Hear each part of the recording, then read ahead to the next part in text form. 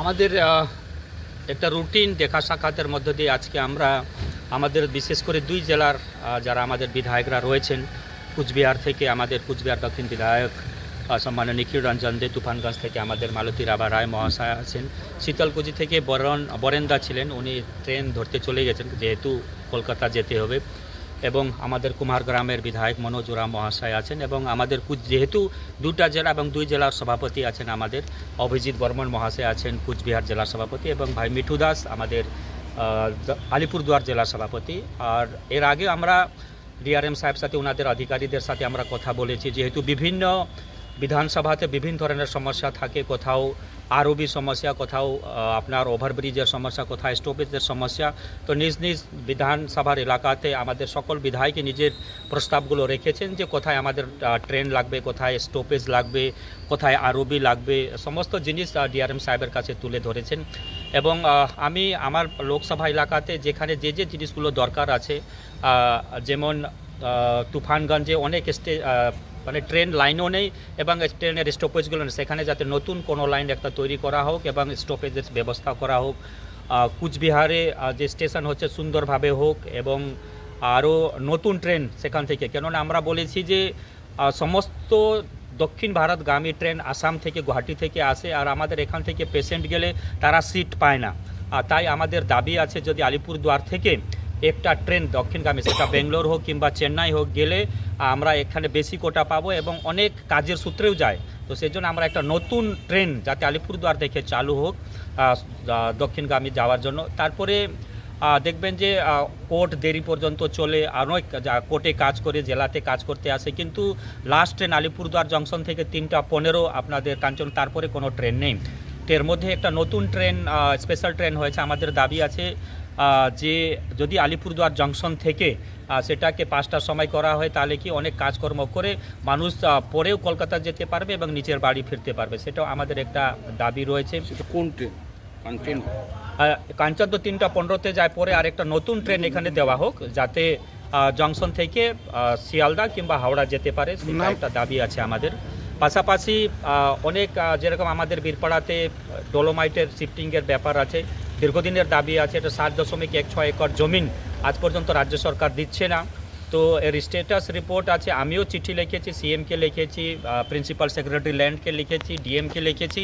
অবিলম্বে এখনও আন্দোলন চলছে, অবিলম্বে 7.16 একর জমি যদি রাজ্য সরকার রেলকে দিয়ে দেয় তাহলে সেটা শিফটিং হয়ে যাবে। পাশাপাশি আরবি, আমরা কালচিনিতে একটা আরবি যেরকম দরকার আছে, কুমারগ্রাম অতি কামাখ্যাগুড়িতে দরকার আছে, বীরপাড়াতে যে SK 155 অনেক জাম হয়, সেখানে আরবি দরকার আছে, সেটাও কিছু কারণে কেন রাজ্য সরকারের সহযোগিতার না হওয়ার ফলে এই কাজগুলো আটকে আছে। রাজ্য সরকার যদি সহযোগিতা করে তাহলে এই ধরনের কোনো সমস্যাই হতে পারে না, কেননা ভারতবর্ষ আমাদের রাজ্য দ্বারা গঠিত একটা দেশ এবং এটা যুক্তরাষ্ট্র পরিকাঠামোতে চলে। কিছু কাজ রাজ্য সরকারকে করতে, কিছু কেন্দ্র করে। তো আরবি তৈরির ক্ষেত্রে রাজ্য সরকারকে জমি দিতে হবে। আমরা আগে নিয়ম কি ছিল যে আরবি তৈরি করার জন্য যত টাকা লাগবে তার 50% কেন্দ্র সরকার দিতে এবং 50% রাজ্য সরকার দিত, কিন্তু মোদী সরকার আসার পর থেকে, বৈষ্ণবজি মন্ত্রী হওয়ার পর থেকে সম্পূর্ণ টাকা কেন্দ্র সরকার দেবে, যত ব্যয় টাকা লাগবে। পাশাপাশি যারা এনক্রোচমেন্ট, যারা দখল করে রাখছে তাদেরকে সেখান থেকে যদি উচ্ছেদ করা হয়,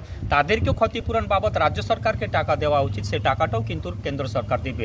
রাজ্য সরকারের দায়িত্ব আছে যারা সেই জায়গা থেকে উচ্ছেদ হবে, সেটা দোকানদার হতে পারে, বাড়ি হতে পারে কিংবা অন্যান্য কিছু হতে পারে, তাদের তালিকা রাজ্য সরকার লোকাল অ্যাডমিনিস্ট্রেশনকে তৈরি করে দিতে হবে, যেখানে এইটা দোকান আছে এর ক্ষতিপূরণ বাবদ এত টাকা দিতে হবে, কারো যদি 5তলা বাড়ি আছে তার ক্ষতিপূরণ বাবদ কত টাকা হবে, এই পরিমাণটা যদি কামাখ্যাগুড়ি এবং বীরপাড়াতে দিয়ে দেয় তাহলে এই কাজটাও কিন্তু অবিলম্বেই শুরু হতে পারে। কিন্তু রাজ্য সরকার জমিও দিচ্ছে না, পাশাপাশি কত বাড়ি উচ্ছেদ হবে তাদেরকে ক্ষতিপূরণ বাবদ কত টাকা দিতে হবে, সেটা যদি ক্ষতিপূরণের টাকাটা যদি রেলকে দিয়ে দেয় তাহলে সেই টাকাটাও কিন্তু দিয়ে দেবে। অর্থাৎ ওভারব্রিজ বানানোর জন্য যা টাকা লাগবে প্লাস উচ্ছেদে যারা ক্ষতিপূরণ পাবে সে পরিমাণটা একসাথে চলে আসতে, দুই টাকাটাই রেল বোর্ড থেকে স্যাংশন হয়ে যাবে। এই জায়গাতে রাজ্য সরকার সহযোগিতা করছে না, তাই বীরপাড়া এবং কুমারগ্রামের যে আরবি হওয়ার কথা সে আটকে আছে।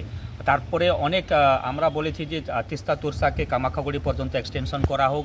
তারপরে নতুন করে যে আগে পৌনে 6টার সময় একটা ইন্টারসিটি প্যাসেঞ্জার ট্রেন চলতো আলিপুরদুয়ার জংশন থেকে শিলিগুড়ি পর্যন্ত চলতো, সেটা কোভিডের পরে বন্ধ হয়ে গেছে। সেটাকে পুনরায় যাতে চালু করা যেতে পারে, কেন অনেক ব্যবসা সূত্রে আলিপুরদুয়ার থেকে শিলিগুড়ি যেতে হয়। সেই ট্রেনটা যদি হয় তাহলে মানুষ যেতে পারবে এবং বাজারগুলো করে নিজের জিনিসপত্র নিয়ে আবার আলিপুরদুয়ার ফিরে আসতে পারবেন। এরকম অনেক দাবি দেওয়া আছে, সে সমস্ত দাবি দেওয়া আমরা ডিআরএম সাহেবকে দিয়েছি এবং খুব সুন্দর বাতাবরণের কথাবার্তা হয়েছে। উনি আশ্বাস দিয়েছেন যে দাবিগুলো আছে, যে করণীয় আমাদের এখান থেকে মালিগাঁও কিংবা ডিআরএম থেকে করণীয় কাজ সেটা আমরা করব। যা কিছু কাজ যদি বোর্ডের তরফ থেকে হয় সেটা আমরা বোর্ডে লিখিতভাবে জানাবো।